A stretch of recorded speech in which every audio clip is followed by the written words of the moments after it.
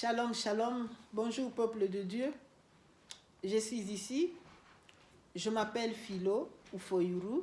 Je suis servante de Dieu. Et je viens ici pour partager une révélation que j'ai eue au sujet du coronavirus. C'est pourquoi le thème de mon partage s'intitule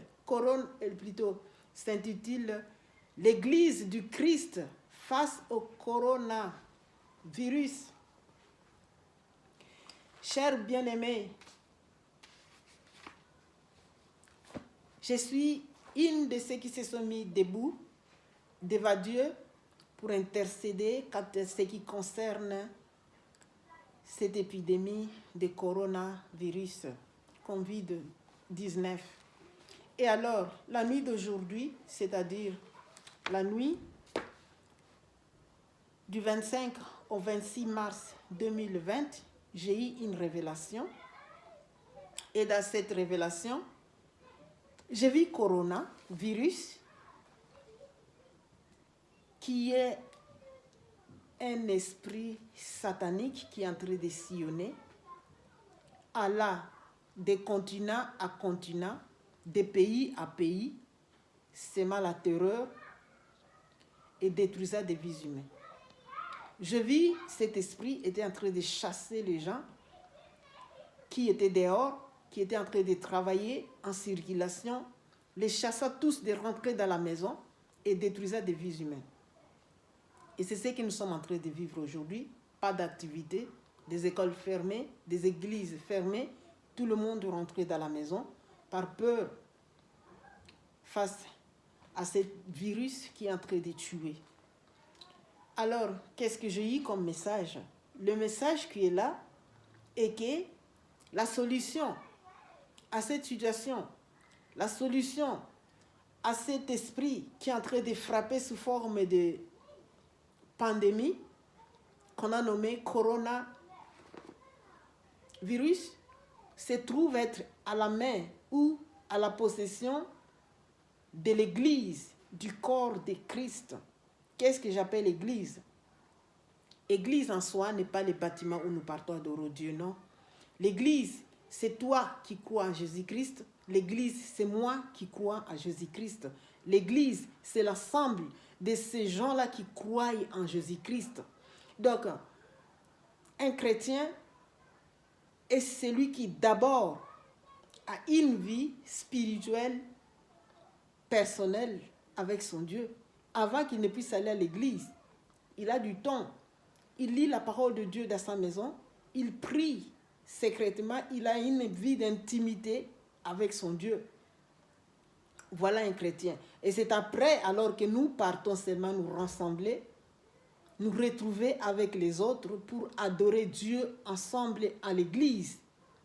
Tout en commençant d'abord à adorer Dieu personnellement dans ta maison et secrètement peut-être dans ta chambre. Voilà un vrai chrétien. Alors, pour moi, une vraie prophétie est ce qui est conforme à la parole de Dieu. Et qu'est-ce que je vis? La solution au corona se trouve être dans la parole de Dieu. Quand nous voyons ensemble dans Matthieu chapitre 10, nous allons lire Matthieu chapitre 10, d'abord le verset 1, où Jésus-Christ a envoyé ses disciples en œuvre. Qu'est-ce qu'il dit? Il dit, Matthieu chapitre 10, verset 1, puis ayant appelé ses 12 disciples, il leur donna le pouvoir de chasser les esprits impurs et de guérir toute maladie et toute infirmité. Ça, c'est Jésus qui, après avoir appelé ses disciples, les envoie maintenant sur le terrain. Il dit, il leur donne le pouvoir de chasser les esprits impurs et de guérir toute maladie et toute infirmité. Donc, nous, aujourd'hui, si nous nous appelons des chrétiens, c'est parce que nous croyons à Jésus-Christ. c'est parce que nous croyons à la parole de Jésus-Christ et nous vivons conformément à la parole de Dieu, qui est Jésus-Christ lui-même. Et quand nous montons plus haut, toujours en Matthieu chapitre 10, verset 8, il est écrit: guérissez les malades, ressuscitez les morts, purifiez les lépreux, chassez les démons. Vous avez reçu gratuitement, donnez gratuitement. Un chrétien, c'est celui qui vit conformément à la parole de Dieu, qui agit conformément à la parole de Dieu, qui traite ses problèmes conformément à la parole de Dieu, qui trouve les solutions à ses problèmes dans la parole de Dieu. Et ici, nous voyons que la parole de Dieu nous donne l'autorité sur tous les pouvoirs des forces de l'ennemi. Nous avons déjà ces solutions-là. Cette solution, nous l'avons déjà à la main. Il est à nous maintenant de l'appliquer tout simplement. Bien-aimés, arrêtons de faire des études sur Corona. Arrêtons, ne soyons pas comme ces gens du monde qu'il faut faire, je ne sais pas, des recherches dans des laboratoires. Mais sachons que quand nous nous mettons devant Dieu en prière, notre Dieu est vivant. Moi, je le témoigne que c'est vrai, Jésus-Christ est vivant, Dieu est vivant. Il parle. Et conformément à sa parole qui nous dit, en Jérémie chapitre 33, verset 3, Jésus-Christ, Dieu parlait au prophète Jérémie et c'était dans les moments difficiles. À ce moment-là, Jérémie s'est retrouvé d'ailleurs en prison, à détention. Mais qu'est-ce que Dieu lui dit? Il dit: appelez-moi, appelle-moi au temps de détresse. Je vais répondre, je viendrai. Je vais vous montrer des grâces secrètes que vous ne connaissez pas. Et cette parole, elle est vivante. Elle s'adresse encore à nous aujourd'hui.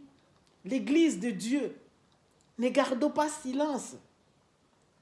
Ne suivons pas le même chemin que les gens du monde, ou bien les mêmes pensées que les gens du monde. Cherchons à savoir quelle est la pensée de Dieu.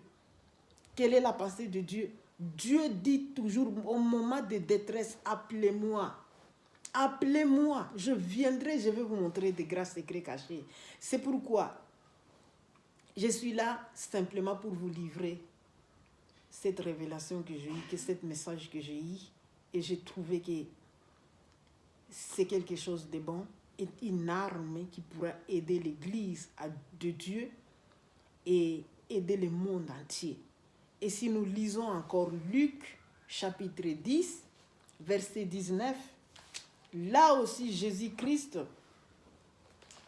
parle encore. Il dit: voici, je vous ai donné le pouvoir de marcher sur les serpents et les scorpions et sur toute la puissance de l'ennemi, et rien ne pourra vous nuire.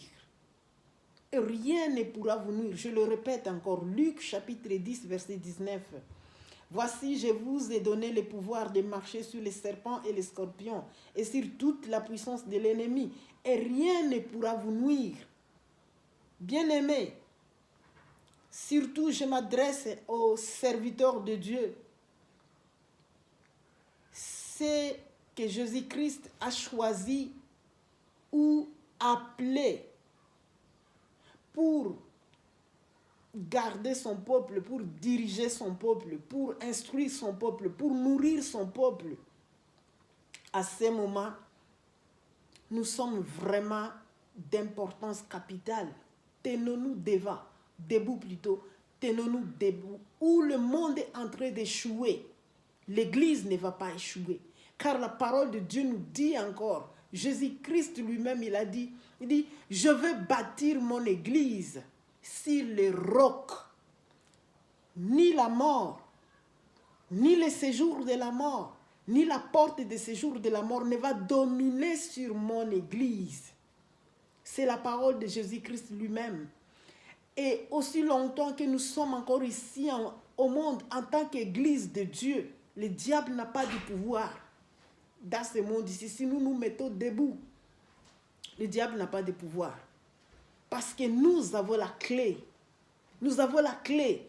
Et la parole de Dieu nous dit que tout ce que nous allons lier ici sur la terre sera aussi lié au ciel. Pourquoi ne pas utiliser cette autorité que la parole de Dieu nous donne? Pourquoi ne pas utiliser la puissance qui se trouve être dans la parole de Dieu? Les larguer, les laisser agir dans le monde à ce moment où le monde est en panique, à ce moment où la science est en train encore de traîner. La science n'a pas encore trouvé la solution face à Corona. Mais nous l'avons déjà. La parole de Dieu nous donne déjà cette autorité, ces pouvoirs, cette puissance se trouve être dans la parole de Dieu. C'est pourquoi, bien-aimés, mettons-nous debout.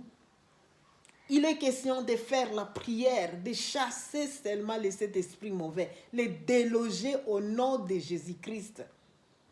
Comme à ce moment où je suis en train de parler, je m'adresse à Corona, au nom puissant de Jésus-Christ. Cet esprit qui est en train de frapper sous forme de cette pandémie qui est répandue sur le monde, dans le monde entier, au nom puissant de Jésus-Christ, par l'autorité que me donne la parole de Dieu et par la puissance qui se trouve être dans la parole de Dieu. Au nom puissant de Jésus-Christ, je te stoppe et je te commande, rentre d'où tu étais venu, parce que tu n'as pas de pouvoir sur le peuple de Dieu. Père, glorifie-toi. Glorifie-toi parce que tu es le Dieu qui agit après ta parole. Tu tiens à ta parole et puis tu agis après ta parole. C'est ta parole que je suis en train de déclarer. C'est ta parole que je suis en train d'élever. Jésus-Christ, toi-même, tu es la parole vivante. Laisse que ta puissance puisse te manifester et que cet esprit qui est en train de terroriser, qui est en train de détruire des vies humaines sous forme de l'épidémie puisse être délogé par ta puissance au nom de Jésus-Christ. Et que tout ce qui était frappé, tout ce qui était touché par cet esprit puisse recevoir la guérison en ce moment. Au nom puissant de Jésus-Christ, soyez guéris, car la parole de Dieu me donne l'autorité de guérir les malades. Au nom puissant de Jésus-Christ, et je le déclare que vous êtes guéris par la foi. Au nom puissant de Jésus-Christ, celui qui croit est guéri. Merci, éternel Dieu. Je crois à toi, Père. Je compte sur toi. Je te fais confiance. Merci parce que tu es vrai. Merci parce que tu es réel. Notre foi n'est pas vaine. Jésus-Christ, le Dieu que nous servons, est vivant. Le seul qui est mort et qui est ressuscité. Le seul qui a vaincu le diable sur la croix de Golgotha. Et aujourd'hui, nous sommes en train de vivre dans la victoire. Parce que Jésus-Christ a vaincu le diable. Il a vaincu la mort. Il a vaincu le séjour de la mort. Il a vaincu la porte de séjour de la mort. Le seul qui est mort et qui est ressuscité, qui est vivant. Jésus-Christ, le Dieu des ressuscités. C'est toi celui que je suis en train de proclamer à ce moment au monde. C'est toi celui que je suis en train d'élever. Le Dieu au-dessus de toute puissance. Le Dieu au-dessus de toute force. Le Dieu au-dessus de toute domination. Glorifie-toi. Manifeste-toi. Que cette épidémie puisse prendre fin. Dès lors, au nom puissant de Jésus-Christ, et j'implore le sang de Jésus-Christ, le sang qui délivre, le sang qui sauve, le sang qui guérit, le sang qui purifie, le sang qui sanctifie, sang de Jésus-Christ, agis puissamment et fortement dans le monde entier. Purifie l'air. Au nom puissant de Jésus-Christ, que l'air soit purifié par le sang de Jésus-Christ, sanctifié par le sang de Jésus-Christ, et que le peuple de Dieu puisse être libre, libre de travailler, libre d'adorer Dieu, libre de vivre encore dans la joie. Merci, éternel Dieu. Merci, Père, pour nous avoir établis. Nous sommes ici. Je suis ici. Je suis ta servante, éternel Dieu. Je ne dépends pas de qui que ce soit. C'est pourquoi je suis sans peur. Je proclame que Jésus-Christ est vivant. Je proclame que le coronavirus est vaincu. Il est déjà chassé loin de nous. Au nom puissant de Jésus-Christ. Père, que la gloire te soit rendue. Manifeste-toi encore. Merci, éternel Dieu. Au nom de Jésus-Christ, je prie. Amen. Et soyez bénis au nom de Jésus-Christ.